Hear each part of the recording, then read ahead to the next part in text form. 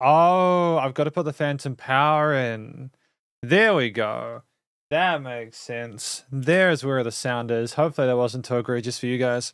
Sup, Shredders. My name is Logan, aka Spiderhands, and welcome to SP $5 Song Reviews number 24 today, where we listen through your tracks and then we review them. Usually at the start of these, because they're kind of quiet, we go to music news. I'm wondering if there will be any cursed stuff in music news today.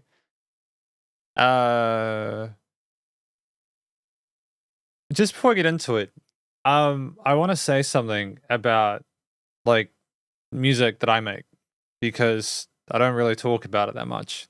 For a long time, I've been trying to get to a point where I'm kind of happy with the sound of what I produce and what I record. I like rock and metal. Those are my two of my favorites. Or specifically metal. A lot of rock is kind of to me because I'm a dopamine kind of scorched, and I need stuff to really kind of hit hard or either be like really kind of soothing to be good. The middle is too middling for me. But if you're watching this and you've shown an interest in stuff that I've put on the channel in the past, and it's okay if you haven't because it hasn't always been as well sounded. It hasn't always sounded as good as I want. I now am at a point now where the stuff I'm producing is something that I'm personally happy with. And what that means is that, I mean, I'm very excited to be starting to release music soon because we're finally at a point where I can record stuff and it sounds dope. I'll put it on the channel once it's done. I'm in the process of recording tracks at the moment. I've got 2 that I've got sussed, and it's been very smooth to get that out. I think I will like, what am I gonna do? I'm gonna release it primarily because as a musician, if you don't release stuff, how do people know you're a musician? Right? You gotta play to be able to do that. And the next big thing to that is producing music. So there should be some music that goes onto the channel soon. And I just wanna kind of record the entirety of the album, whatever the hell it's gonna be. Primarily because I want to take that time to properly mix and master and not rush it, get all the different variables together, kind of get it sounding the way I want. At which point it should hopefully then be good to go, I think. But it's very exciting anyways. At the very least, to anyone that's interested, it'll be there.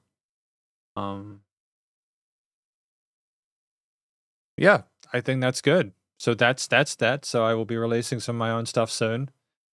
This is number 24 today, isn't it? Here we are. Music news.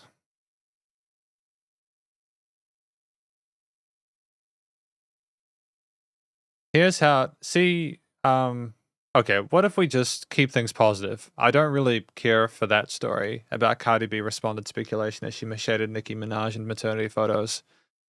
Britney Spears isn't doing biopic story, but teases possible character in fictional musical.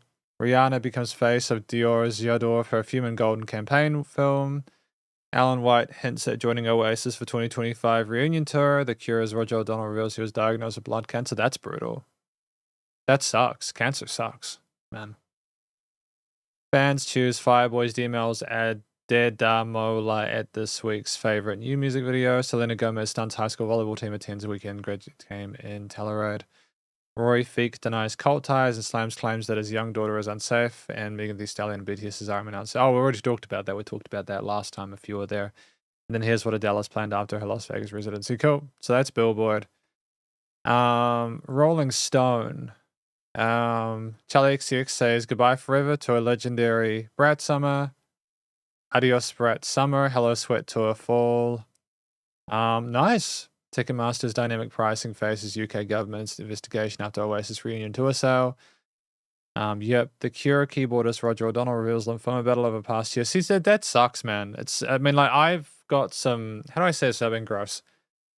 I've got a couple of lymph nodes that are acting up at the moment, so I'm going to be going to the doctor tomorrow to check those out. Apparently, it's probably an infection, but it pays to check, right? Adele reiterates she's taking an incredibly long break from music when Vegas residency ends. Well, that would do that. that spoils the other story we had on the other page, doesn't it? We know she's taking a break.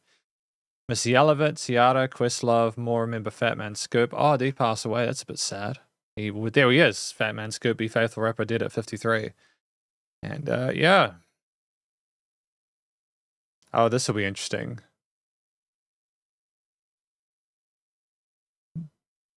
Oasis band saw ticket prices for the band's 2025 reunion tour nearly double, triple while trying to secure seats to the 2025 shows, prompting UK officials to call for an investigation. Hello! I believe I know this individual. I know this individual. Chirp. Hello, Chirp. How you doing? I'm fine, thanks. How are you?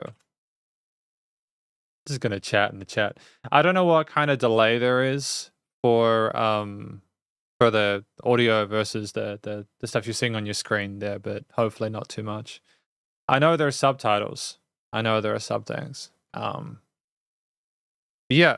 So dynamic. Do you guys know what dynamic pricing is, or Chirp? Do you know what dynamic pricing is? Because as I understand it, dynamic pricing is when the price of something is affected by the demand for it. So, hello, Judith. Hello, welcome to the live stream. How you doing? Hello. Hello. I'm just chatting to people in the chat. It's a dangerous slope because if I say hello to people, and when it gets really, actually, no, it's not a dangerous slope because you just say hello to everyone, right? You say hello to the people that are saying hello. Oh, it's a subscribe story. So basically, as I understand it, Oasis's tickets nearly tripled in price because there was less tickets available. That's the story, and it was bad, and Europe is annoyed with that. And then finally, NME, right? There we go. NME. Oasis seem to be hinting at US dates, a new Billboard poster. Jules shares support for Chappelle Ron. We shouldn't make people feel unsafe. This is silly. It's a bit silly, right? This is stuff that should seem inherently obvious to people, but we seem to struggle with the concept of like people being safe and being allowed to be safe.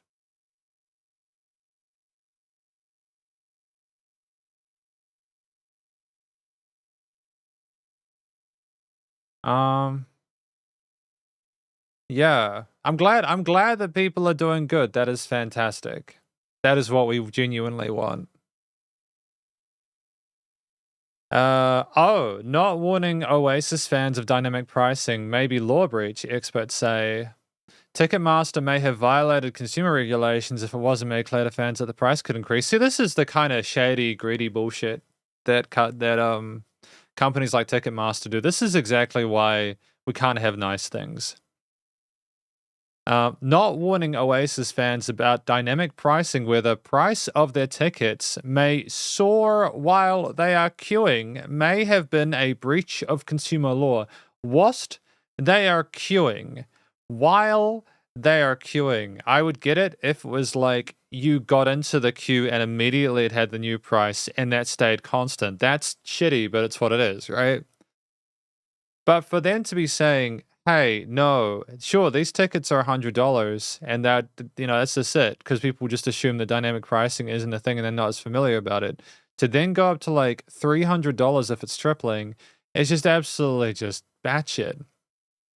This led to some fans who have been in a queue the entire day paying £355 for a ticket which was originally $135, $135 when it came to confirm their purchase. This left some in a difficult predicament, either paying over double what they originally wanted to, or missing out on tickets to see Oasis. I mean, like, to be fair, I think that they should be able to charge the price they want to an extent because they're professional musicians. And so if they had initially started out the pricing at $355 because they wanted to make their money, fine. But the issue is people got sucked into it by thinking that it was going to be $135 when in actuality ended up being $355. I I think that they had to confirm they were okay with the new price, to be fair. I mean, it would have been super screwed up if you just had to pay the price of 355, like, by confirming it. That's an actual, literal, provable scam. What they're doing is they're saying, hey, it's more expensive, but you ain't going to get a ticket unless you buy this at this increased price. And that's garbage. Ticketmaster's just a shit. It's just a shit stain on the industry, man. Excuse the strong words, in my opinion. If this is what they're doing, I firmly believe that they're a shit stain on the industry. I think that it's just unfettered greed. Like, because what happens? What happens? Do Oasis get more of the money? I would assume that Oasis get a bigger cut.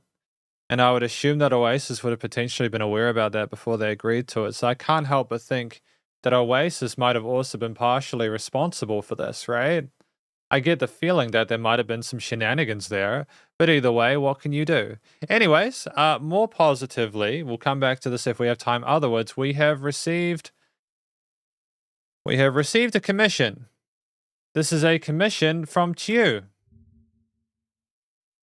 So Chew, thanks for your request. And what does Chew have for us today? They have a song on YouTube. Let's do it. Let's listen. What is this track called? Okay, so this is English sub, black and white artist, Hua Shenyu Mars concert. Thank you. I'm going to add this here. That's a big title. I'm going to see that. That does kind of fit. But thank you, Chew, for this. This is black and white artist, Hua Shenyu Mars concert. 黑白艺术家。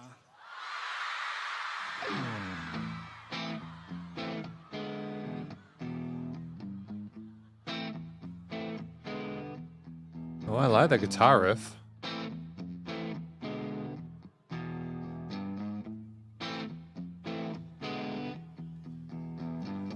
他们说我是小丑，严肃的滑稽手啊。 The crowd love it. 说天赋异禀是进化功的手啊。他们是爸爸。 我是大大太极手啊！他们有无缝的天地，我自作聪明手啊！每天有10000个纷争，何必非要出鞘灵魂？你死我活的白头，那模样像极了表白，张牙舞爪却没戏份，少根针都没劲。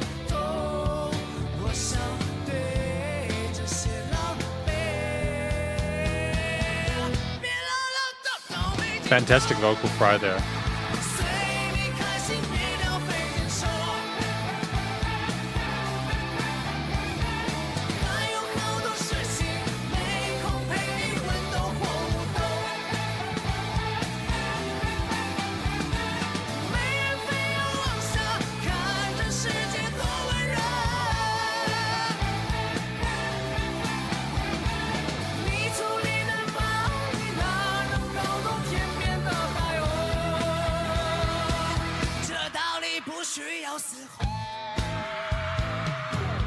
Great work coming down with those lyrics.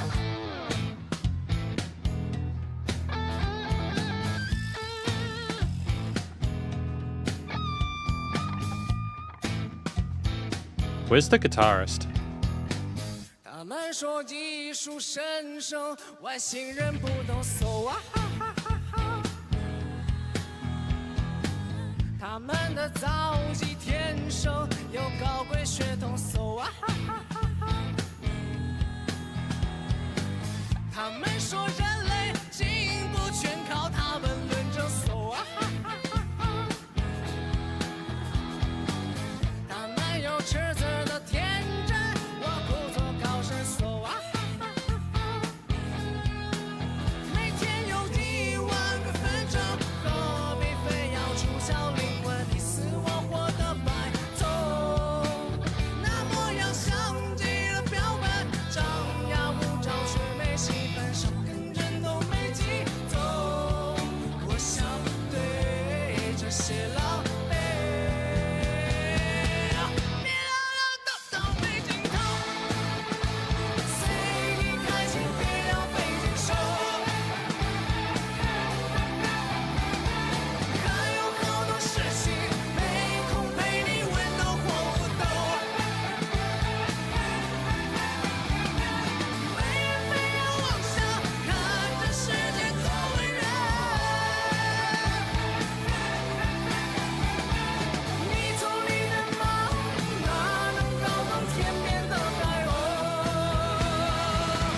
sort of euphoric, isn't it?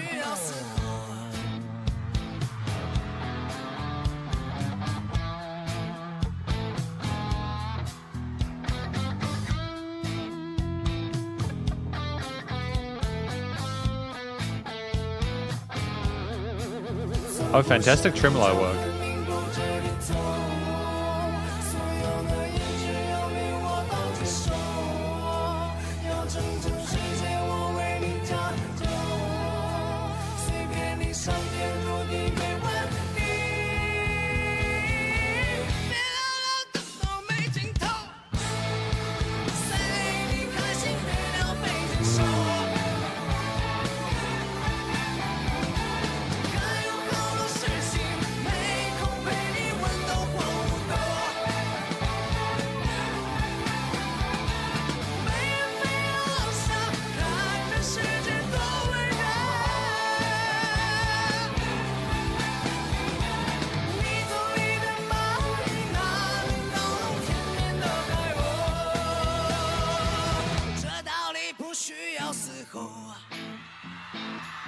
I mean, it's phenomenally charismatic, right?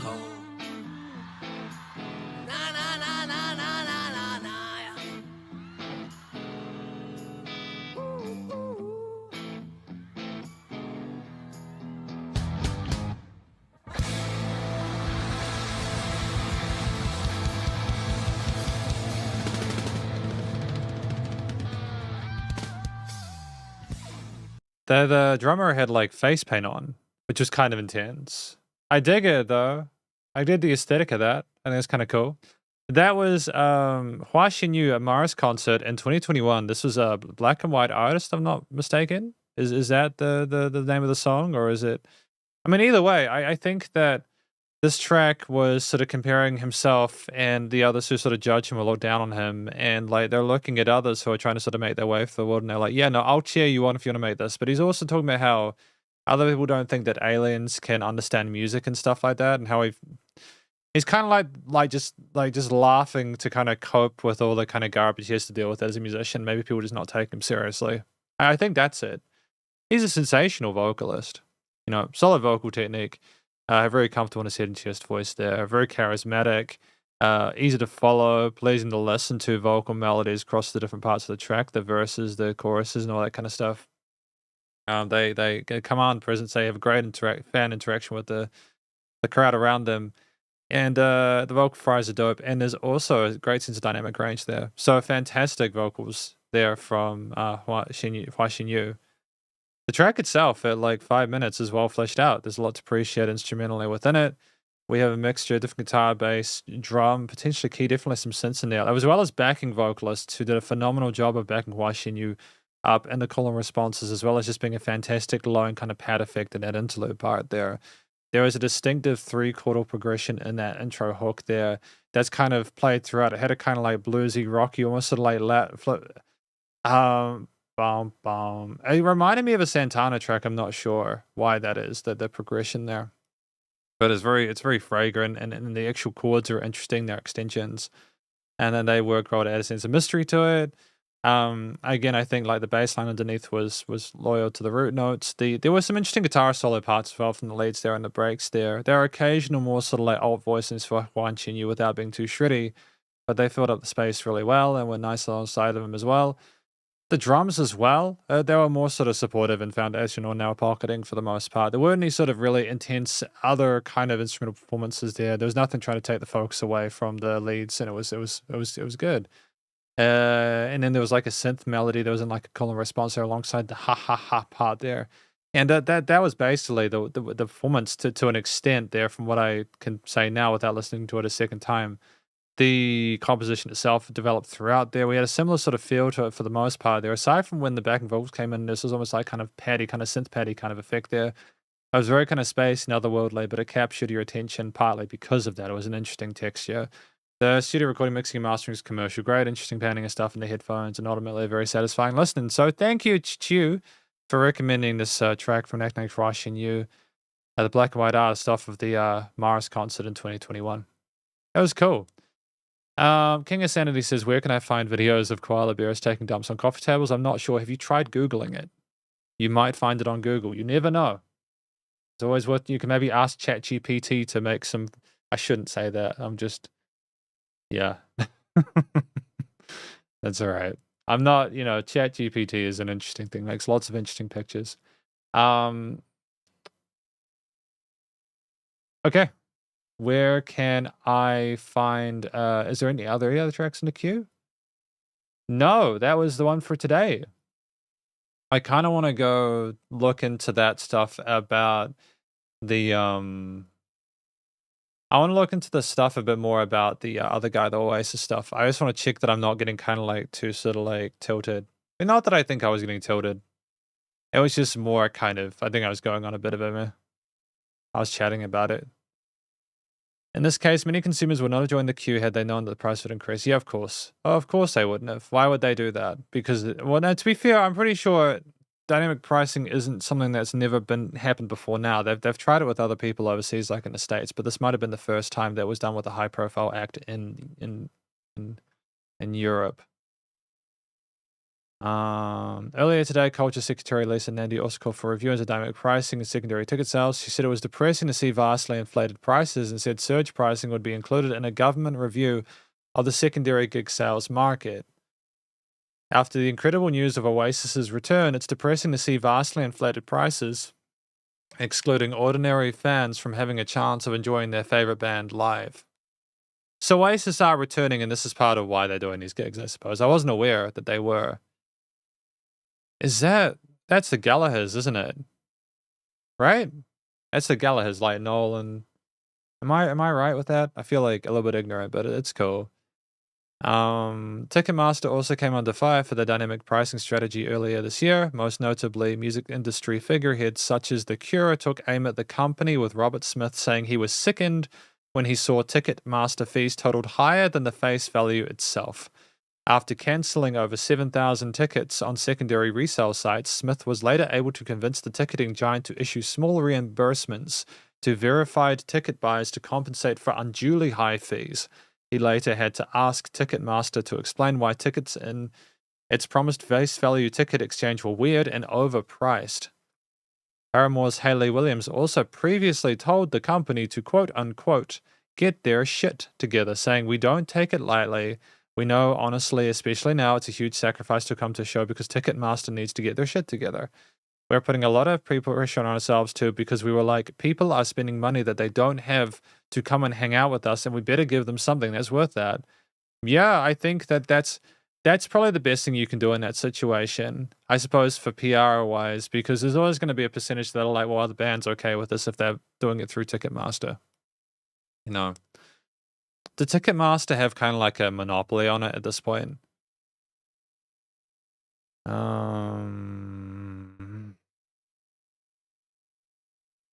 Fame Academy star Gary Phelan dies age 42. Oasis reunion tour, hundreds complain to ASA over surge ticket pricing. This is a bit sad. I don't really care for Angelina Jolie and the stuff that related to their side of things with the Hollywood stuff, but like Angelina Jolie says she stopped singing because her ex criticized her voice. I mean, I don't know if it's necessarily noteworthy or newsworthy, but here it is. I suppose it's an interesting tidbit. And I suppose, to be fair, okay, you've sucked me in. What is it about? Okay. Oh, I get it. Says the Oscar winner who stars as opera singer Maria Callas in a new biopic. So they actually do sing quite well. In fact, they sing well enough to be able to sing in a movie for an opera singer. That is particularly incredible. I appreciate that a lot. I'm really impressed with that. However, we have another donation. We have another donation or another request. It appears, if I'm not mistaken, to be from Dinner Hay. Thank you to Dinner Hay. So we're just going to get that set up for you, dude. Hopefully things are going well for you too. And taking care of yourself. Welcome to the live stream. We've been learning about Angelina Jolie apparently being an opera singer or doing opera singer stuff. So that's kind of cool. Now, Logan, you have a very simple way of doing this. You thank the person, and then you put the name there, and then what you do, if there is a name, you copy the name there, and do that. And then you do this, And then we find the track. So this is Dinahe's request. This is from an act. Wow, that's so loud immediately. That is such a loud master. I'm not upset about it. It just took me by surprise. This is from Sabrina Carpenter, titled Please, Please, Please.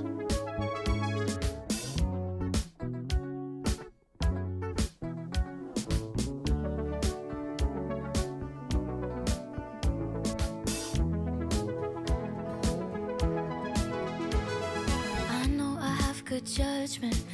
Beautiful intro. It's funny and it's ironic that only I feel that way. I promise them that you're different, and everyone makes mistakes, but just don't.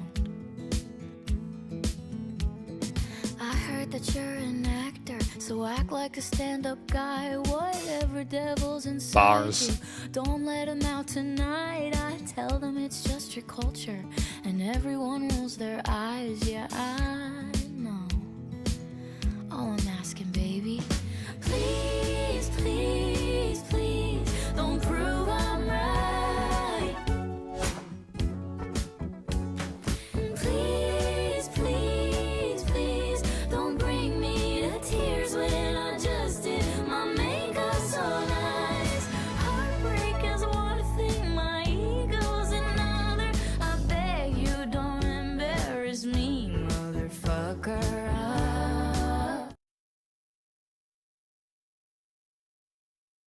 What am I supposed to take that as?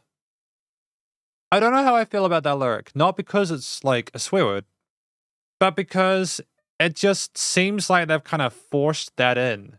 Is that a thing? Is there a specific reason why the mother and the fucker part are separated? Is it that they are a motherfucker? As in they fuck mothers? Is Sabrina Carpenter a mother? I'm not trying to be funny. I'm legitimately trying to figure out why the emphasis was put on that. Please, please, please. I have a fun idea, babe. Maybe just stay inside. I know Key you're change? craving some fresh air, but the ceiling fan is so nice, and we could live so happily if no one knows that you're with me. I'm just kidding, but really, really, really. Please, please, please, don't prove I'm right. Glockenspiel? Please, please, please, don't bring me to tears when I just did my makeup so nice. Heartbreak is one thing, my ego's another. I beg you, don't embarrass me, motherfucker. Please, please, please. If you wanna go and be stupid, don't do it in front of me. If you don't wanna cry to my music, don't make me hate you prolifically. Please, please, please, please, please, please, please,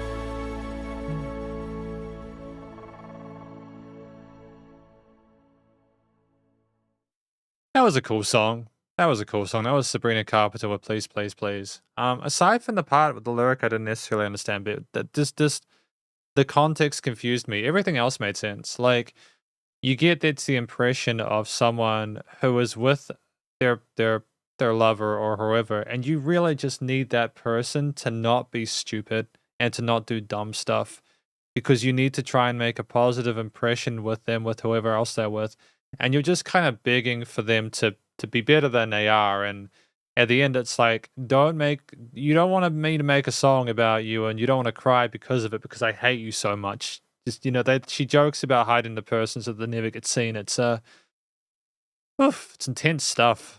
But I think it's a well-written story for the most part. I think Sabrina is a great singer. They have a really interesting voice, a really soft texture to it. There's a bit of, tiniest bit of kind of edge to it, but it's never too much. It's got a lot of fluffiness, especially when we get into a higher register and we just kind of explode over top of the mix. And there's this really interesting chemistry between the mains and sides and how they interact there and that call and response there. And the vocals are very well produced. They're well laid out. They're well recorded. They can clearly sing. And there's these lovely legato passages and attention to detail in regards to trying to make it all be sort of super easy to digest. And there's a lot of personality to it as well. There's inflections on certain words there. There's dynamic range. It seems like we're talking at some points. A lot of character. So I enjoy that a lot. I think it's really well handled. I think outside of the vocals and the story, the track at 3 minutes as well is incredibly interesting in regards to the way that it has been structured and the instrument layers are handled. You have a lot of different pieces in this track, such as guitars and bass and drums and synths and pads and sort of like some fuzzy sort of synth basses. And I appreciated the clarity of the guitar chords, the way they were strummed there. I appreciated the pop, pop, pop, pop, pop, the kind of like ascending sequences or arpeggiators there that were kind of gorgeous. They had a really kind of slick, sweet tone to them. There were interesting attacks and releases on some of those synths and the way they kind of came in and out of the mix there, which sort of affected the perception of the dynamic range of the track there, which kind of made it a bit more sort of originally unique than if it simply had those more acoustic analog elements. The drum lines were great. We had a good amount of range to the percussion there without oversaturating it or overdoing it, so that was kind of cool. The bass line was funky as hell there and had a really sort of pleasant sort of timbre to it that niched well with the rest of the arrangement. And I think, again, that little bit of kind of fizz with the bass synth there and the darkness and like that left side there insinuated that we were starting to get a little bit frustrated with that person and it wasn't as cheery and gentle as we were at the beginning there. So it was that kind of textural development as well as simply the song evolving as we go along. I don't think there was any filler within this. We had some interesting key sig changes like in that mid part there, which I thought was a lot of effort to put into a track, especially at like a major level and at like kind of a major label level. And I mean, that sounds so, I mean, I don't know if they're signed to a major label. The Island Records, a division of Universal, I think, right? Universal? Oh, UMG, never mind. UMG. Oh, no, that is Universal Media Group. So yeah, clearly they've got their own label and they do, it's fantastic. It's really well thought out. And the reason I said that it was quite a lot of effort is simply because a lot of music that I listen to from major labels, especially in the pop sphere, is more minimalist in regards to its production and songwriting than this. So I appreciate the attention to detail to kind of make it a bit spicy and more kind of elegant, extravagant. It was a song that was well produced as well as commercial grade, and I had a great time listening to it. So thank you to Dinahay for that request of this track from an act named Sabrina Carpenter titled Please, Please, Please. That was cool. What do we have next? That's done. I do like Sabrina Carpenter's work. I think I enjoy their stuff outside of some of the singles I've heard. I don't remember the name of it, but there was like a big one they released not too long ago that's kind of popping off. That popped off a bit, maybe launched the rest of these. I'm gonna get myself a coffee, an iced coffee. I'll be right back. Just be a moment. Be right back. Just gonna make myself go wee.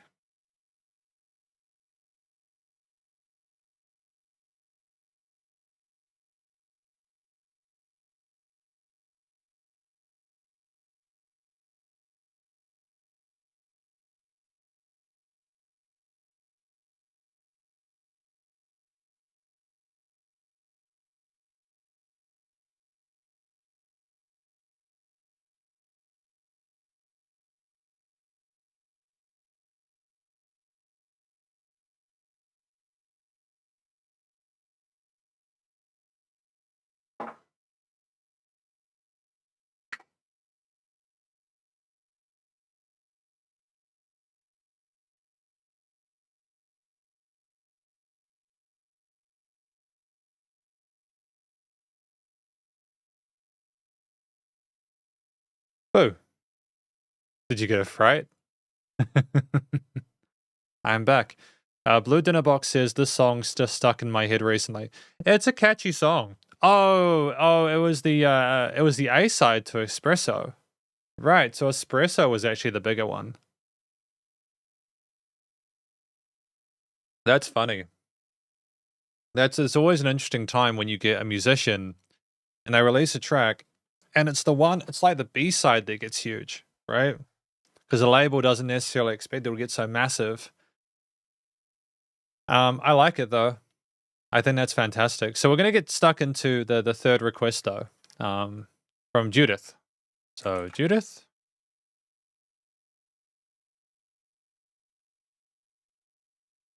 wait, there we go. It's a bit better. Had a cable getting stuck, and this titled. Oh, thank you, Judith. So that's cool. So copy. I think we also have another track in the queue as well. So I'm gonna add two. We'll check out that after this, and it is Lane Darmal by Asgir. Apparently from Judith today, so that's cool. And where is it? Go. But yeah, thank you to Judith for this request of Lane Darmal by Asgir.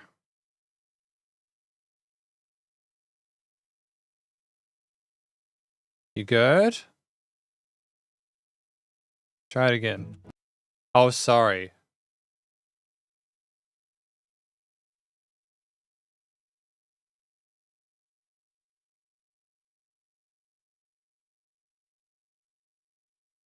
It's having a moment.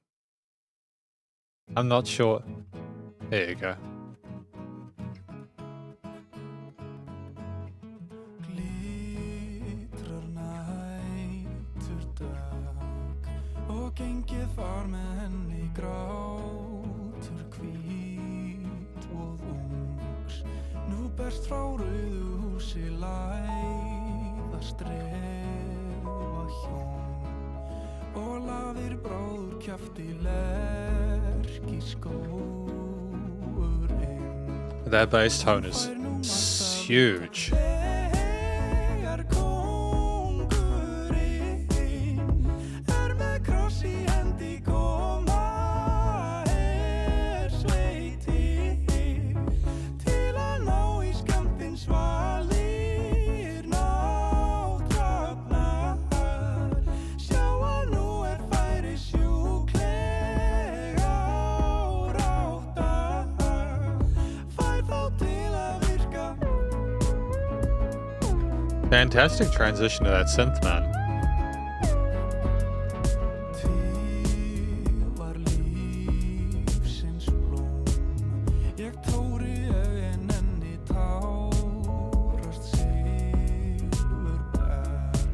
Svo langt frá steinhúsi andar sunnan blær og eflist af lífskrafti enginn maður veit og enginn fær að vita. Þegar kóngurinn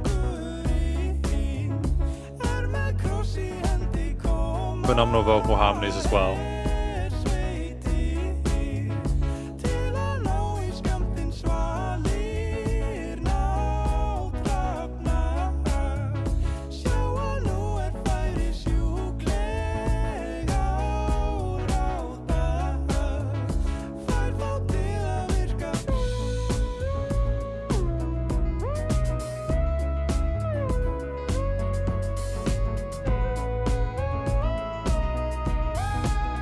Two at once?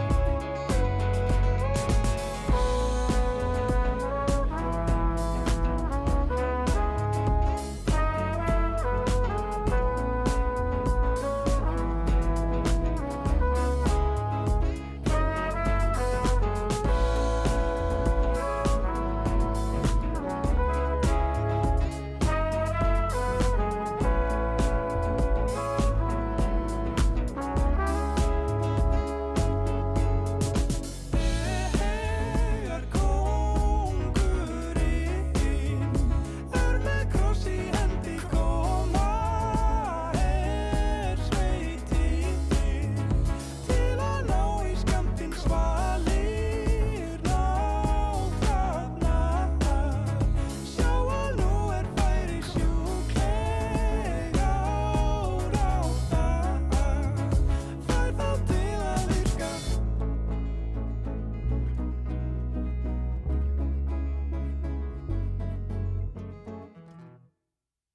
That was incredible. That was a beautiful song. It was like a journey from start to finish. Thank you. This is Lane Darmal, which is a track from Asgir. It was released 11 years ago. Apparently is off of the album In the Silence. Apparently there's also an English version, but this version, which is in Icelandic, sounds a lot better. So let's talk about this track. I'm not sure what it was about. I don't know the lyrics. What does Lane Darmal mean? I'm gonna Google that. Or DeepL it. Oh, it's Czech. Nah, it should be Icelandic. So this does not have Icelandic. So just so you know, DeepL does not have Icelandic. Does Google Translate have Icelandic?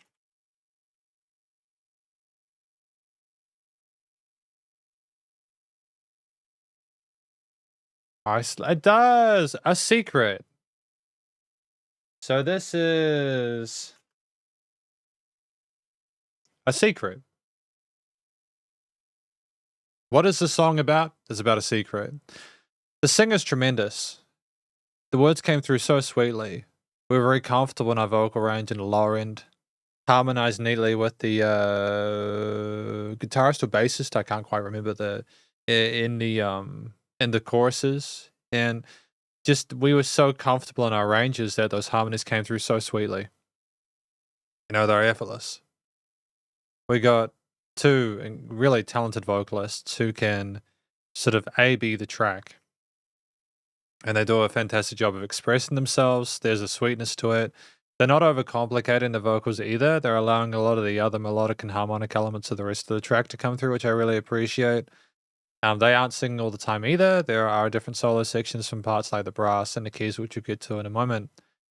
And I think that that's really smart because it just makes it seem like the track isn't about them. It's like a whole collaborative experience. And especially in an album where a video you can see everyone playing their stuff, it just sounds like they're there to make great tunes, and I enjoy that a lot. The track at 3 minutes 33, with the understanding that the vocals absolutely handled, and that there's a really compelling story, I'm sure, in there, without knowing the words exactly. I think it does a great job off the bat of making it intriguing, in part due to the way that things are working with a polyrhythm or polymeter of the guitar and bass and drum parts. The drums just keep going kick and snare and kick and snare, but the guitar fingerpick stuff, some of the arpeggios and sort of like those split bass and sort of like patterns there on the strings, they kind of go away from each other and come back together constantly because of the way it moves, like dun dun dun dun dun dun dun dun dun dun dun duns duns duns. You know, like just I like the way they're doing different things rhythmically, but they still have an inherent tightness, and a lot of what keeps it together is the vocal melodies on top as well as the harmonies in the chorus there. I think that there's a sweetness to the way those guitars are played, a glow no, it's not. It's a very subtle glow though. It's not too bright. It doesn't try to sort of compete with the vocals in the mix, but it's nonetheless there, and there's extensions in there which give it a sense of it, sort of complexity, you know. And they're played quietly there to allow a bit of sort of dynamic range in the mix.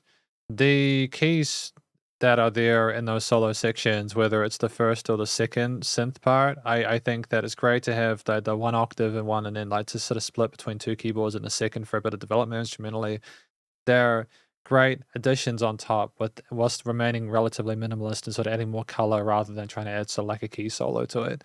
The brass as well that we have in the later section there, sort of trading off of one another there, and again iterating upon the motif there, trying to sort of be more sort of a team player there, not overcomplicating the arrangement or overall harmony too much there. And the bass player as well, kind of keeping in time for the most part with the guitar elements there, just trying to have an inherent tightness in that low end there. It's great. Performance was wonderful. It's a intricate, complex arrangement that really does make you feel like there is a secret there that needs to be uncovered. And I think while it is gorgeous, it's also incredibly intriguing, like outside of that. And I think that it's compelling enough to make the most of its 3.5 minutes. And yeah, honestly, the studio recording, mixing, mastering is commercial grade. And it's a really fantastic first impression of Asgir stuff. So thank you to Judith for that request. I really appreciated it. That was really cool. So that though was Asgir from Landarmal. What do we have next? Do we have any other requests? I think we did. Yeah, from Chew. So this is number 4 for today. So not from Chew. This is number 2 from Chew, but this is 4 for them. This is Chew. There we go. And this is, oh yeah, I've got to do, have I done that as well? I have. And now we go into this. And we make sure I've got it right. And this is on Spotify, so we'll check this out at the moment.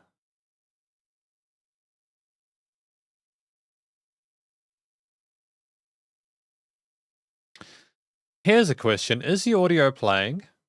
I'll go back to this. It is. I just wanted to make sure that the audio is playing in the actual song audio. I was just having a moment. You know, when you live stream, especially if you got a quieter live stream, you sometimes don't even know that there's no audio. Sometimes people aren't aware that there's meant to be audio. But absolutely, chirp, wasn't it? It was chirp. Yeah. Chirp, it is absolutely. So, like, I drink this stuff. It's Boss. This is my favorite coffee. When I went to Japan a little while ago, I would try and buy this all the time. In fact, I managed to get one of the golden ones. They're not rare, but they are limited edition, I think. I don't think they're all around the place. It's like an anniversary kind of thing. So I have the gold version of this in my studio as on like the shelf alongside a Ninja Star, because I actually have a legit Ninja Star. An actual Ninja Star. So that's awesome. They went through customs, it was fine, but yeah. It is coffee time. So hopefully if you're drinking a coffee, you're enjoying it too. But let's get into this. From Chirp. Thank you for the request. Open a desktop app. This is, no, not that one. Not that one. Oh, I get it. We have to open this with the desktop app.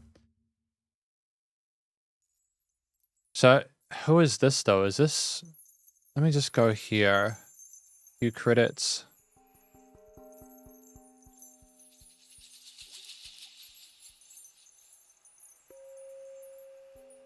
Apparently this is Ing Ching Feng.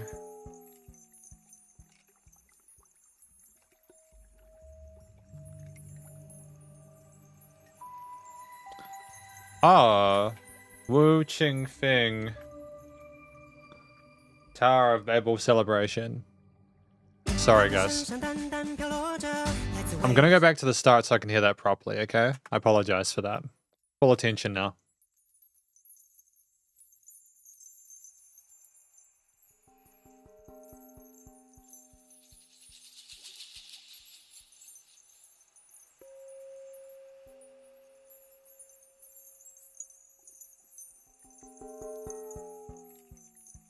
Interesting atmosphere, right?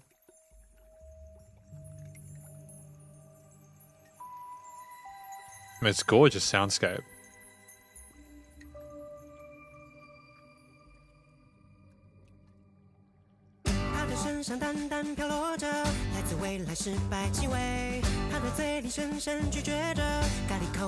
Double bass?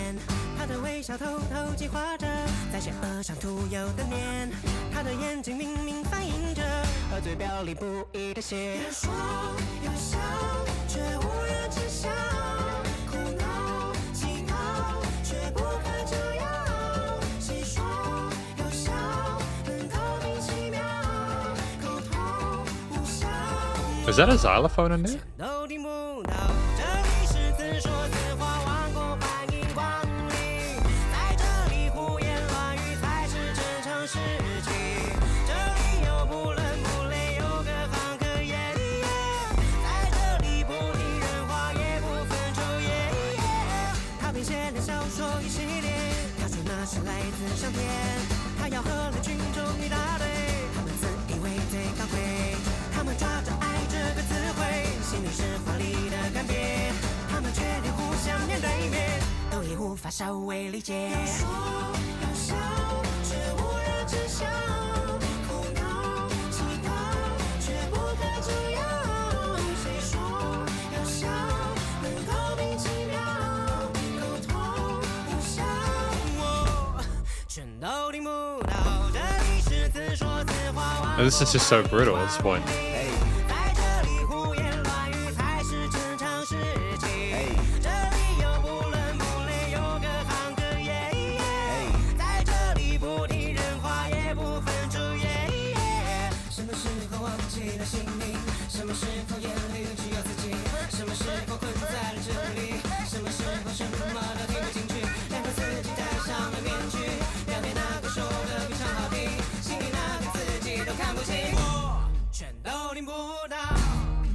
都听不到。这里是自说自话王国，欢迎光临。在这里胡言乱语才是真正事情。这里有不伦不类，有各行各业。在这里不听人话，也不分昼夜。这里是自说自话王国，欢迎光临。在这里胡言乱语才是真正事情。这里有不伦不类，有各行各业。在这里不听人话，也不分昼夜。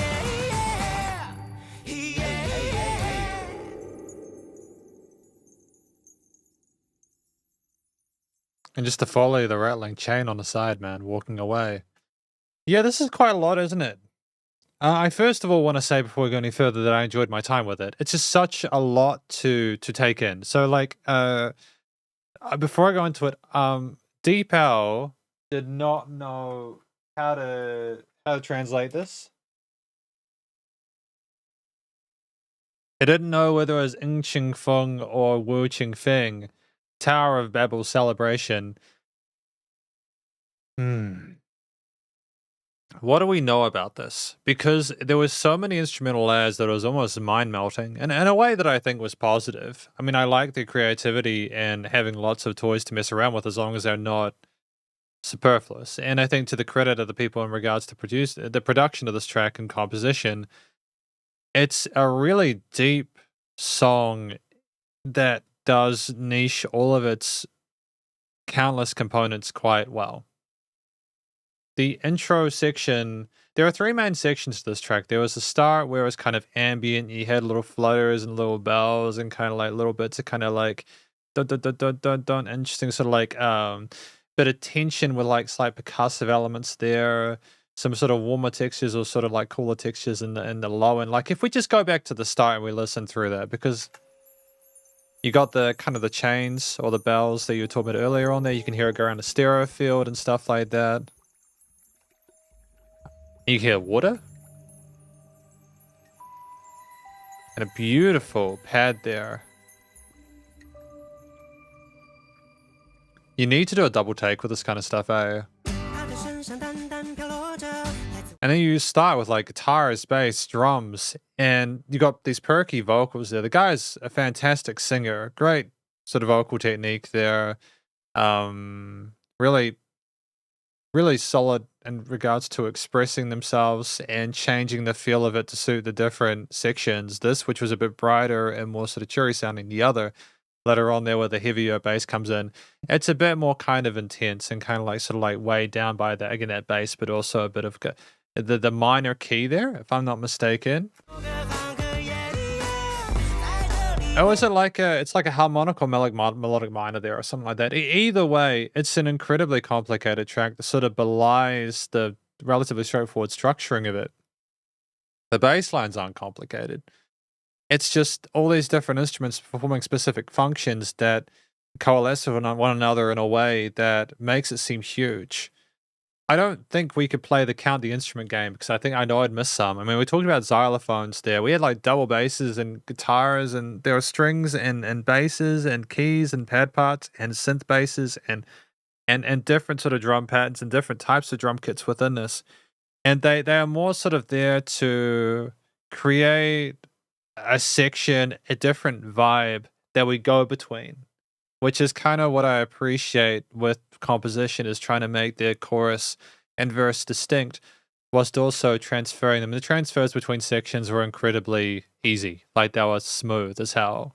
It's like, it's professional grade studio production. The composition is creative, and I think it's also worth noting the fact that they managed to get all those different instruments to work in a way which not only allowed the vocals to be there in the center, still retaining that sort of importance, but also elevated it, is just wild there.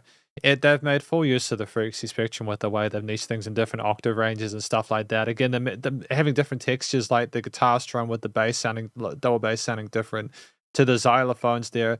And it's also the sound of the stereo panning, and like it's not just in like the earlier part we had the kind of like the bells going from left to right, and the sounds of water foley and all that kind of stuff, as well as that gorgeous sounding pad there. It's also that the studio production is absolutely phenomenal there. The glow of the different instruments, how well they were niched within the free spectrum and stereo field, not just with the panning automation of that, but also just where they were statically placed.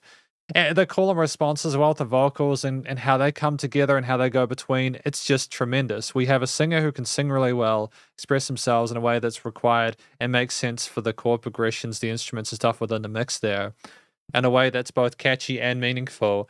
You have such a maturity the way the song's written and produced. What I'm trying to communicate is that I think I would need several listens to really figure out this track. It's just, yeah, it's huge. That doesn't happen often. But yeah, the way the strings sort of dance as a closing comment, there's a sense of romanticism around the way that things end in that chorus section there, and how we go into a falsetto there. It's just a sort of otherworldly, and you get the feeling again from like the rattle of like the change of the bells or something like that, that there is something sort of spiritual, like kind of like something a bit extra going on. And I think the Tower of Babel celebration is potentially. I'm not sure what the Babel celebration means, but either way, yeah, I feel like I'm missing some pieces, but still a phenomenal track. Great sense of groove to it. Fundamentally, the rhythms in it were fairly easy to sort of like follow along to. There's a dominant sort of groove with the drums and stuff like that that made things easy to kind of flow into. There's interesting sort of like kind of snare patterns. There was some sort of like marching drumish kind of snares there. Simple. Like we didn't overcomplicate the drums either. Great song. I'm gonna take a pause. I feel like I've said a lot of information that's correct, and I feel like I'd be stepping over my own toes if I said more about it. But thank you for that request, Chew. I really appreciated that. It was a cool piece. So what do we have next? What do we have next after that payment from Chew? Thank you very much. I appreciate that. What's the next one? If there is another one. It's Judith. Thank you, Judith. I appreciate that. So we got another request from Judith as well. By the way, I'll just check out the chat. Apparently, TSA threw mine away when I'm at New York airport. Yeah, the throwing star, if that's what you're referring to, Blue Dinner Box. Yep. I wouldn't be surprised that the TSA in New York threw that out. TSA are a lot more paranoid. A lot more paranoid in New Zealand. For us in New Zealand, the main issue for us is if you bring in food. There was like a meme in New Zealand. Like there was a meme on the internet where like people got fined for bringing apples into New Zealand, right? I get that sounds ridiculous, but we lost a lot of money the last time we left stuff in on apples. We lost a lot of money. Like the economy just got absolutely like we got kind of messed up. And we're already having a hard enough time with the way that the weather has been and the way that growing is going at the moment. And also our government doesn't really like taking care of the environment too much at the moment. So we're just doing the best we can with the conditions we have. But yeah, sorry to hear that, Blue Dinner Box. Maybe, I don't know what you can do in that situation. I don't. You might just, could you make your own? Could you do some metallurgy and make your own? Judith says Boss is pretty good. Absolutely, Boss is fantastic. Boss is fantastic coffee. I bought a 12-pack of them, and they're sitting in my kitchen at the moment. I'm very happy I did, because now every day I can have one of these guys, and they actually work. They've got a bit more kind of a hit to them than some of the other stuff I've had, which is good. And Chirp says, I'll try next time. Please do. And I'm glad that there was a xylophone confirmed. Thank you, Judith. I appreciate that. So yeah, this is Ivana Wong from Judith. Here we go. Oh no, I forgot to thank Chew for the last one. No. For the previous request. No, I'm sorry, Chew. I apologize about that. Thanks. There we go. Sorry about that, Chew. I apologize. But this is from Judith. This new one. And it's Ivana Wong titled I'm not sure. We will figure it out. Ivana Wong titled Deepal Chinese character. Apparently it is Chinese character.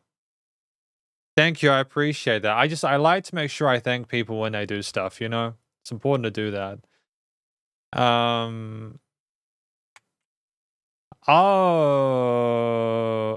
Okay. So I just want to read this. I think I'm allowed to say this on YouTube partly because this is not a monetized live stream. So I don't think I'll get in trouble for saying the word. Apparently, according to Judith, if I understand correctly, it's a song about Van Gogh and how his pieces got massive commercial value and attention after his death, sort of relating to the modern performers who want to create art. So this is about the song we're going to watch. That's titled Chinese Character Portrait. Thank you. Portrait. Thank you, Judith. I appreciate that. Portrait. I'm gonna go portrait meaning. I appreciate it. This is exactly why I can't trust DeepL, man. DeepL doesn't always know what's going on. Thank you, Judith. I appreciate that. To be fair, I am using the free version of DeepL, and apparently the free version is kind of bit silly. Doesn't do as well as the paid version because of course it doesn't. Why would they want you to have nice things? But anyways, in this live version, Ivana switches one of the lyrics to the censored version about Van Gogh's suicide. So yeah. I don't think you're allowed to say the word suicide if you're monetized, but if you are monetized, you can say it. Just because I think, again, people don't want people with ads on their videos to talk about suicide, I suppose.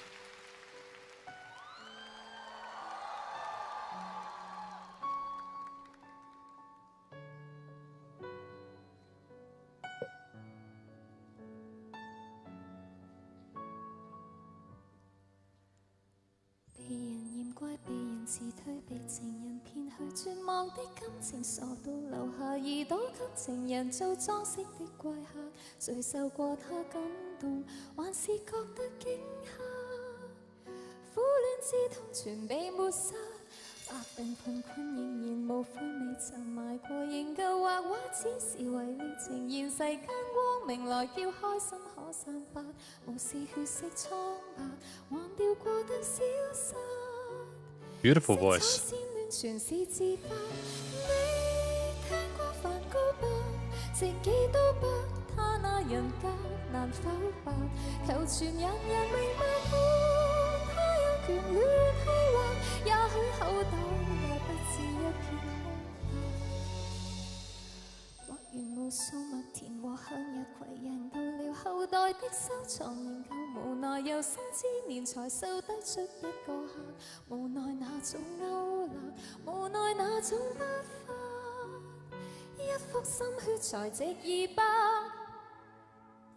I've just realized there are subtitles, so we've got subtitles now, so that's okay.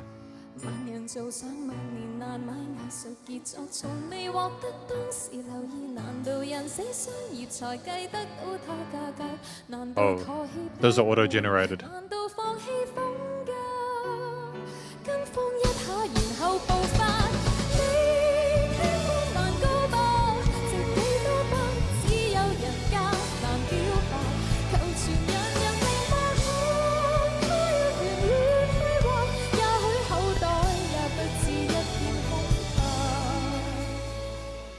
Huge string section though, right?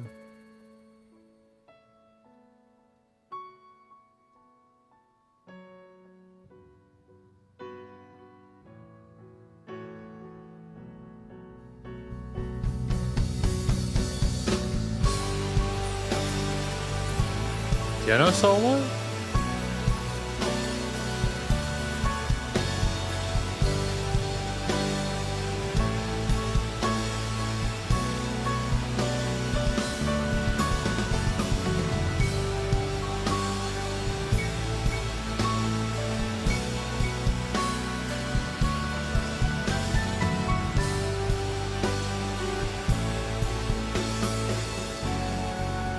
Sup, Thelma-matic?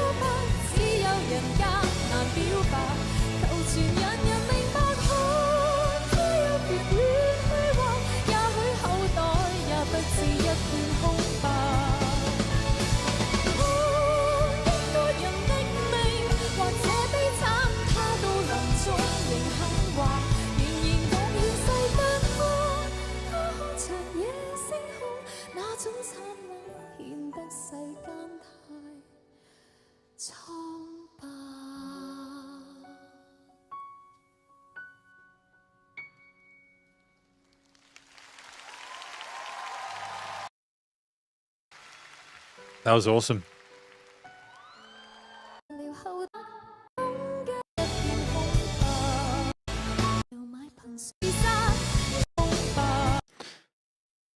So this is a track from an act named Ivana Wong titled Portrait Meaning, which again is about Van Gogh and how his pieces got massive commercial value and attention after his death. Okay, what do we think of the actual song itself with the understanding of that story? I think that again, clearly Ivana Wong is a phenomenal vocalist, and I know I say that a lot, but like really, we've got incredible sort of presence on stage there. We are very elegant in our range there, and we dance across the entire composition. We have a great dynamic range there of control of our voice. We're not the same loudness all the time. We go down when we need to, we go up when we need to, and we soar upwards. And there's great legato technique, and we are able to handle it regardless of whether with the keys or and we can handle the keys, or we can work with again the string sections, guitar, bass, and drums, and all come together in the chorus sections. And we can handle whatever we're throwing at. Basically, we are the focal point, but we also know to sort of step away from it because this track is 3 minutes 55, and a lot of it is keys, and the keys aren't oversaturating the mix. There is a sort of a core motif that the piano plays for a lot of it, and I think that they do a great job of backing up what Ivano is doing, creating sort of a ground bed for that, but in the mid-range, where it doesn't ever get too heavy. It doesn't really get heavy until the guitar, bass, drums, and everything like that come in later on. And I enjoy that because it allows things to sort of float a little bit. And unlike the majority of the Cantonese community, she writes her own songs and all-round a musician, which I think is really impressive. So thank you, Judith, for telling me about that, because I think it's okay to get help with your music. But then I also think it can be really beneficial to learn to write your own stuff so that you know how to. I think every musician should have at least one song that they've written entirely by themselves that they've commercially released alongside the rest of their stuff, so that people can hear the differences between how they might write versus how they write with their producers. And I believe that, I mean, I understand with that why it's centered around the vocals, but I also have to give a shout out to Ivana when it's their own song, for them to sort of like take a step back and focus on the pianist, allowing that to be an alternative sort of like focal point, and for them to simply play that motif, have that power there, that dynamic range to move up into the range where we have again the guitars, the bass, the drums. The guitars weren't too dominant within this. Like you could hear about that mid-range stuff. They were typically playing power chords, if I understand it. I don't think they did too much kind of wild, crazy stuff in there, if I'm not mistaken there, but it could also have been just a tight mix. The bass as well. The bass was, you could definitely hear the strings as like one of the sort of main resonances within those chorus sections. There were like 12 string players, so it makes sense, right? There's like a whole entire like string section of like 20 or something like that there. And I think, to be fair, that is part of why there is so much difference between the light and quiet and loud parts within this track. It's because of the fact that we literally are not sort of we want that life to come from the string section. The glow of it suits Ivana's voice well. The chord progressions that we have in there are backed up by the mid and high range resonance of those sections there in the mid, highs, and lows.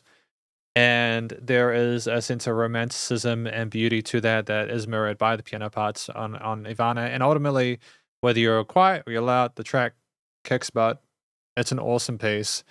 Captivating and great to listen to. And it was a live performance as well. So they're just incredibly well. They're talented musicians who are skilled and adept at doing what they need to do and accomplish. And I am pleased to have had the opportunity to review it. So thank you to Judith for putting this track through. And it's a beautiful dress.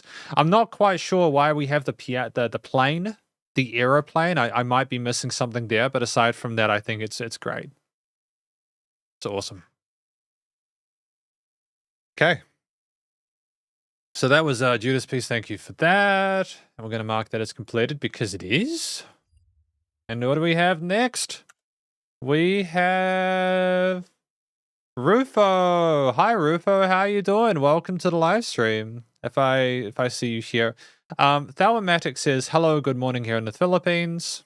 Good morning to you in the Philippines. Good afternoon from here in New Zealand.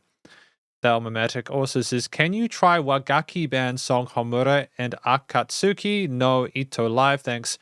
I can do so if you are willing to put a request through via Ko-fi. If you put a request through via Ko-fi, I'll be able to review it. I'm not currently able to. I'm currently. If you want to request, it's $5. So yeah, it's all good. Alternatively, yeah, that seems like the best way to do it at this point. That means you get your track heard today, which would be cool. But either way, it's fine. Thank you for being a part of it. So what do we have next from Rufo? Unless, of course, hello. And yeah, Rufo. And what has Rufo sent through to us today? We are going to find out now. Sheena Ringo on Spotify. Okay. All right, let's do this. Let's go. Sheena Ringo on Spotify. So it should be here, right? And actually, before we get into it, I'm going to find the name of this. I'm going to go DeepL. No, I tried having DeepL. DeepL wants me to install it on my computer. And I don't want to do that because its free version is not right. So this is a track from Sheena Ringo titled Life is Full of Dreams. So that'll be cool. I'm going to actually make that here.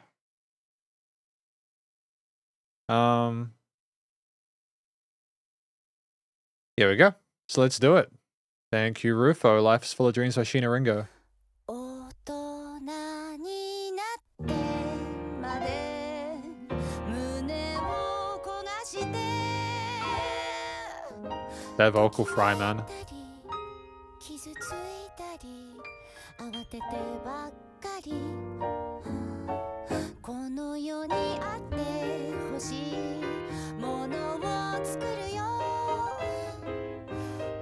That piano playing is insane. つつましくてなくなる瞬間こんな時代じゃ手間暇かけよがかけなかろがしまいには一緒くたきっと違いのわかる人はいますそう信じて丁寧にこさえてましょうあの人に愛して In a dynamic range. 正面切って進もうにも難しいがしかし実感したいです喉元過ぎればほら酸いも甘いもどっちも美味しいとこれが人生私の人生ああたらふく味わいたい誰かを愛したい私の自由この人生は夢だらけ And the brass, man. That's a loud mix, though. That's a very loud mix.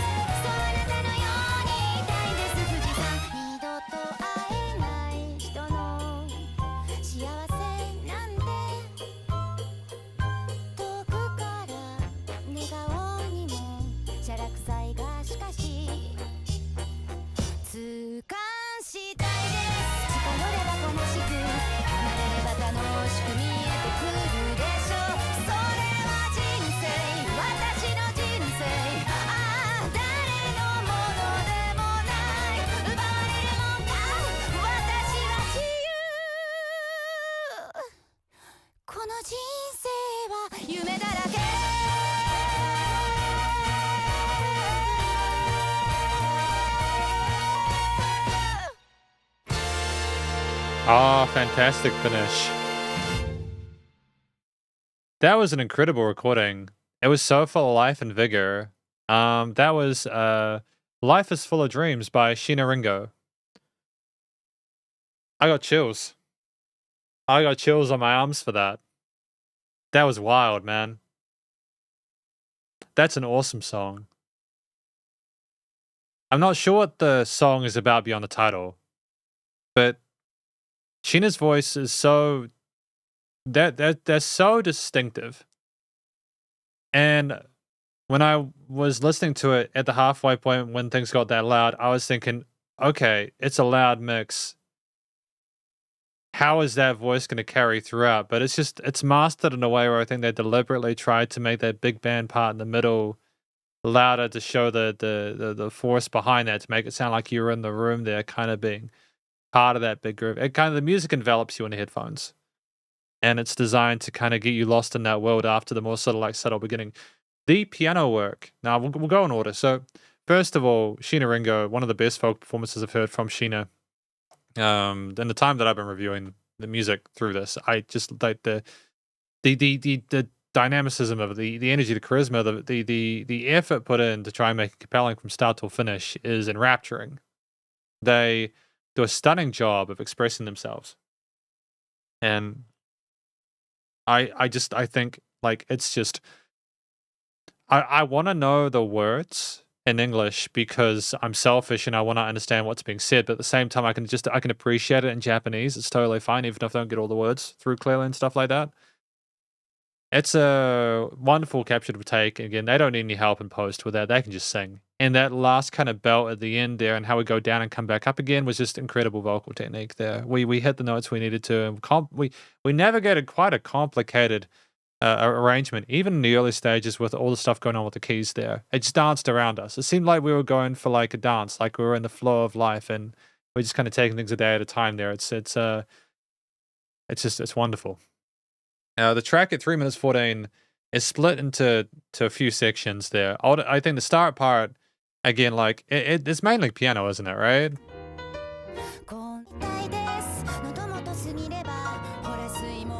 Yeah, the piano is so complicated.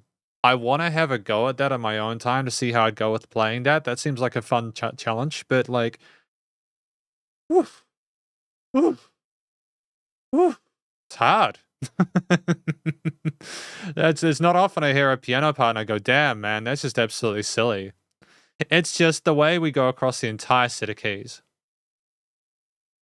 It's wild, man.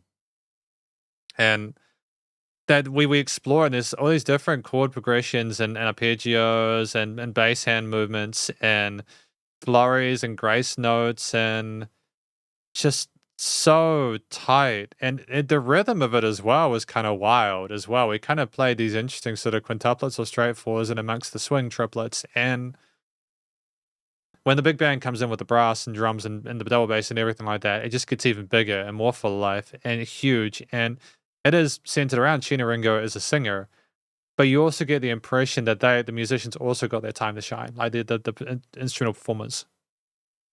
And we navigate a still quite complicated arrangement there, which I think becomes a bit more minimalist in regards to the piano parts, if I'm not mistaken, to allow more space for what's going on with the full big band section, but you really do get a vibe shift.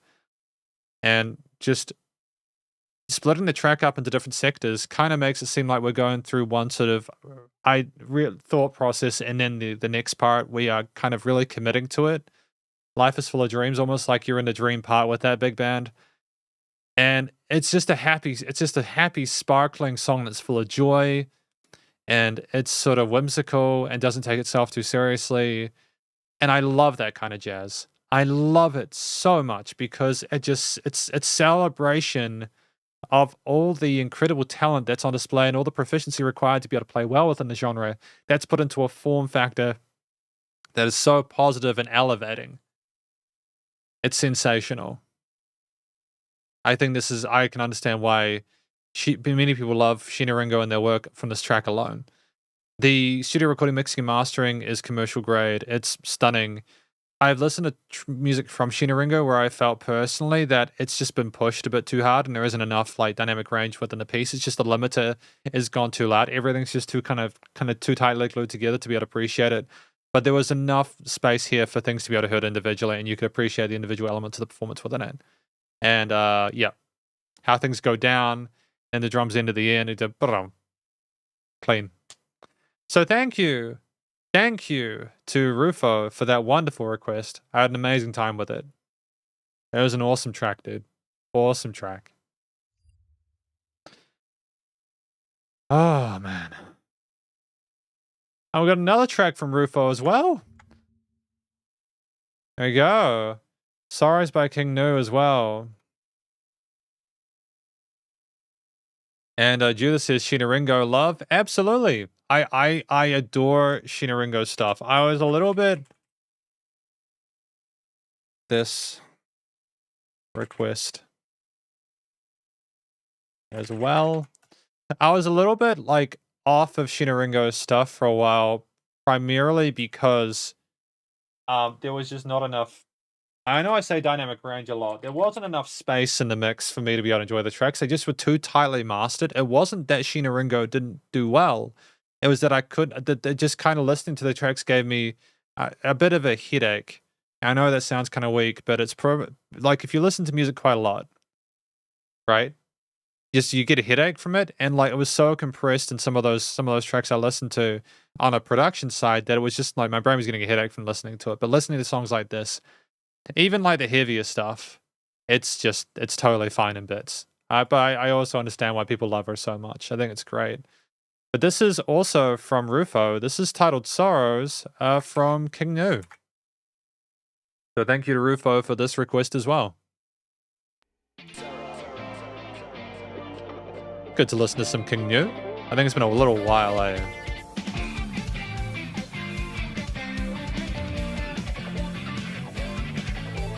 Oh, and that guitar work, man, is stunning.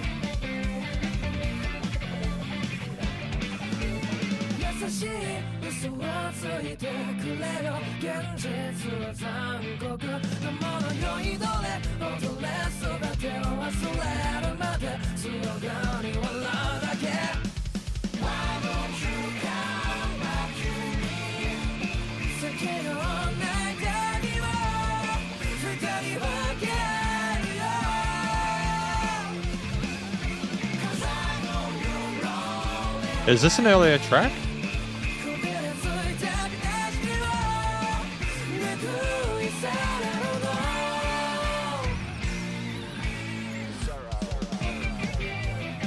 And back to that motif.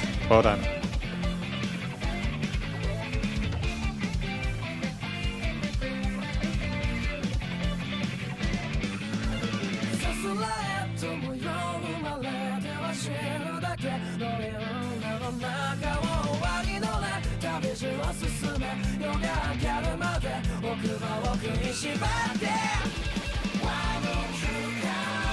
It's great to have parts in English as well, so that I can figure out what's going on.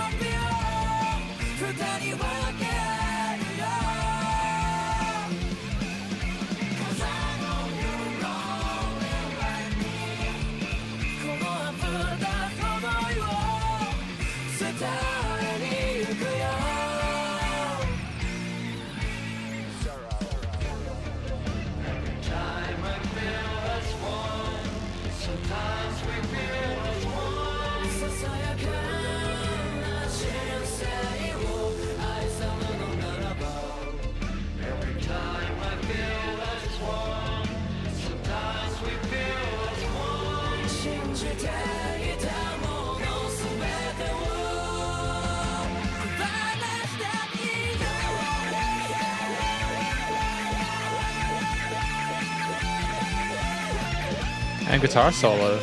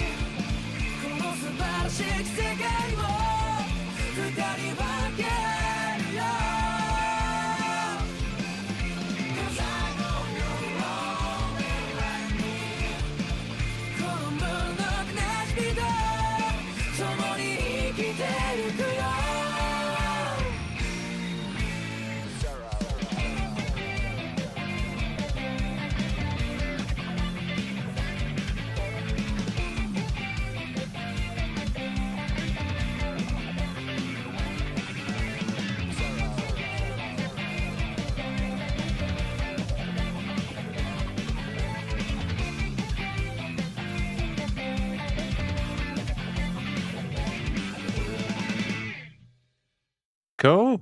Awesome. So that was Sorrows from an ex named King Nu. What do I think this track is about? Because I noticed this is one of the earlier tracks, eh? So they've been going for a little while. Oh man, like 65 mil plays on some of these tracks. That's huge. Got the album art up there for you. Kind of wild, eh? Really interesting album art. So a lot of what I think the Sorrows is about. I think this is maybe about people being sort of like miserable or like unhappy, and they talk to each other about why, if you're unhappy about this, I talk about every time I feel as one, sometimes we feel as one. So we're suggesting that we're not better off, or we are better off without the other person. We're talking about a sort of position within a relationship where we're kind of trying to describe our feelings in relation to that. Why won't you come back to me? Because I know you're lonely like me. Yeah, and then we have like parts in English and part like the parts that are in English, I suppose, are more cool in response to Japanese parts. So we get more sort of context. Maybe I'm not sure. It gives people who are English speaking enough of kind of like an idea of what's going on, whilst also providing a little bit sort of like Easter egg stuff for people who speak Japanese. I suppose that's a way of looking at it. I think that it's well sung. The performance from the singers involved, because I think there was more than one singer as well. There's some vocal harmonies there, are great.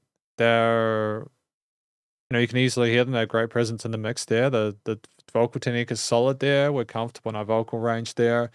We match the intensity of the guitar, key, kick, and bass and drum stuff that's happening around us. And it is a complicated arrangement, but it's also satisfying. It has a groove that can follow along to chord progressions that make sense with each other, even though some of the instrumental work individually is pretty wild. And yeah, I mean, like there's a lot to appreciate instrumentally, but I think the vocals are well handled there, and there's enough range between like the chorus, wider sort of vocal parts there where things kind of split in the headphones, it's just massive, and then the main parts in the center where how to describe it?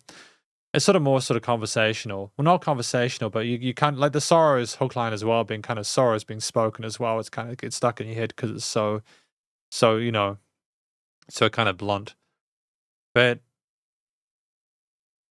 the guitar work on the rhythms are slick. There's some funky sort of 16ths happening there with quite quick tempo there. They come through. They come through easily, and they're great to follow along to. They establish a main sort of pace there, alongside the chord note groove on the drums there, with some 8th and 16th note patterns on the kicks and snares and stuff like that.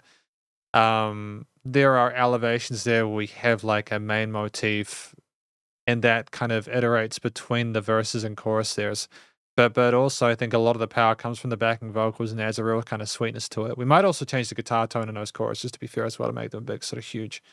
But I think that again, the guitars get cleaner in the verses there to allow more room to that kind of like motif there, but also for the more low key vocals, and that's great dynamically as well.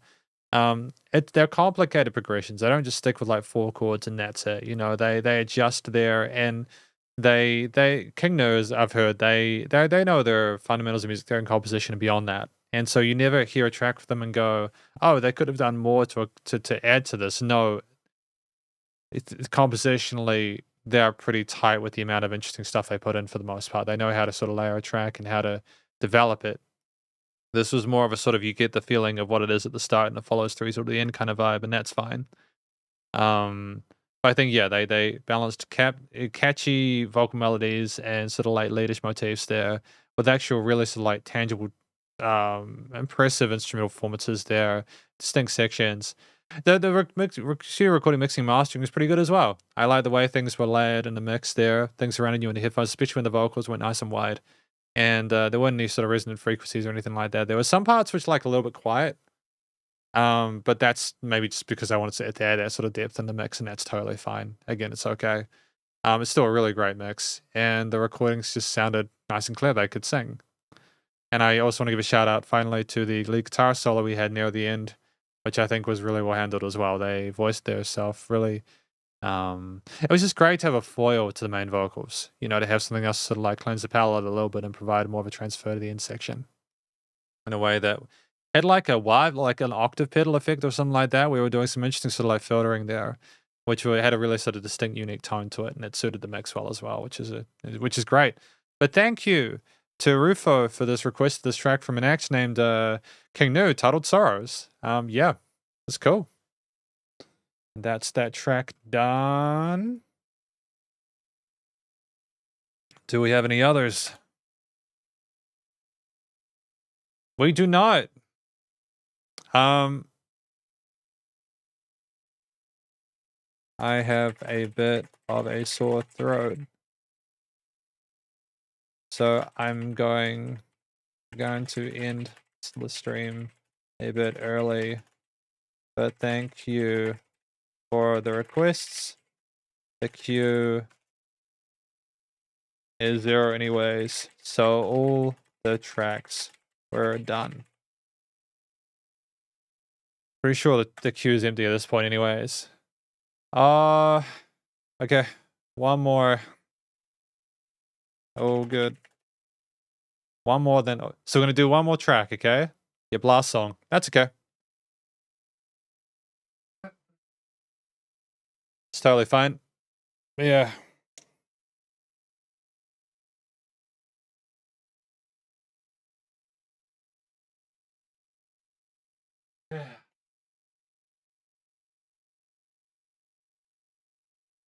Because I need to go to the doctor tomorrow.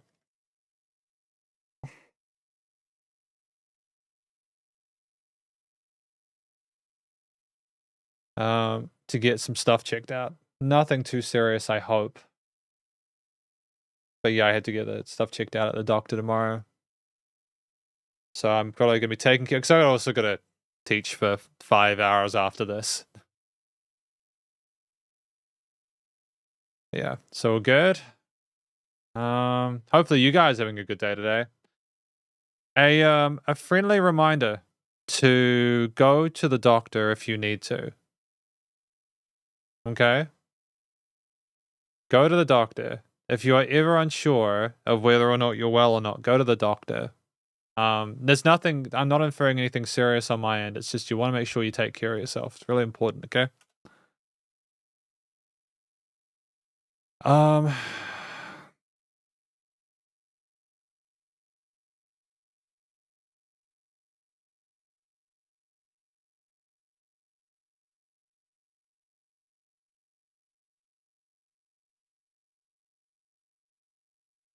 Can you just copy and paste it into Ko-fi?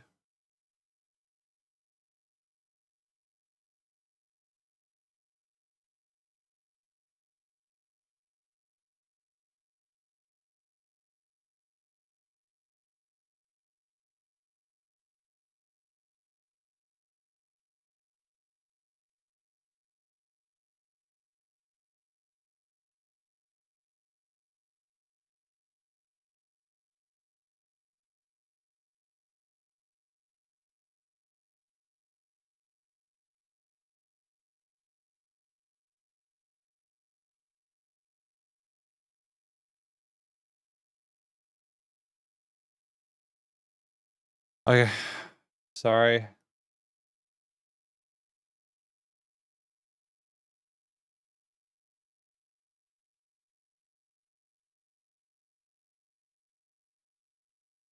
Yeah, I don't know. I'm sorry. I mean, I want to do it. I just don't know. It's not me being mean about it. I just don't know. I mean, like literally, my throat is kind of sore, so I do need to kind of take a break. Yeah.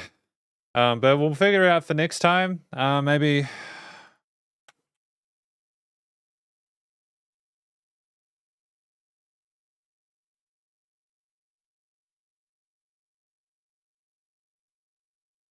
Yeah, maybe put it in Discord for next time. I nearly need to put the Discord in the thing as well. Yeah. Yeah. Look, I'm gonna close the queue now. I've closed the queue anyways. I'm gonna go.